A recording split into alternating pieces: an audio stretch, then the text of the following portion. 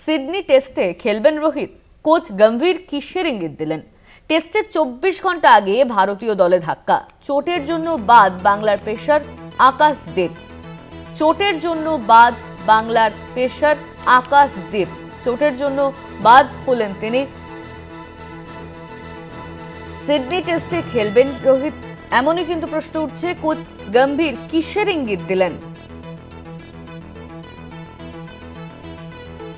চোটের জন্য বাদ বাংলার পেসার আকাশদীপ, চোটের কারণেই বাদ পড়লেন তিনি।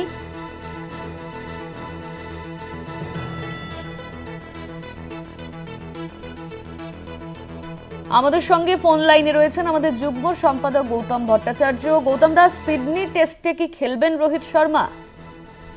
এটা এখনো খুব অনিশ্চিত, কারণ আজকে প্রেস কনফারেন্সে গৌতম গম্ভীর বলেছেন যে উইকেট দেখে কালকে ফাইনাল দল গড়া হবে।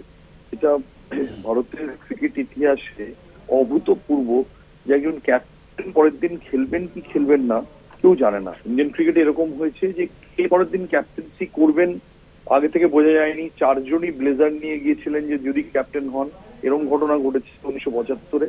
কিন্তু ক্যাপ্টেন নিজে জানেন না পরের দিন খেলবেন কিনা, কোচ এসে বলছেন উইকেট দেখে টিম তৈরি হবে। এরকম এই ঘটনা অভূতপূর্ব ভারতীয় ক্রিকেটের ইতিহাসে। ধন্যবাদ। আমাদের সঙ্গে ফোন লাইনে ছিলেন আমাদের যুগ্ম সম্পাদক গৌতম ভট্টাচার্য।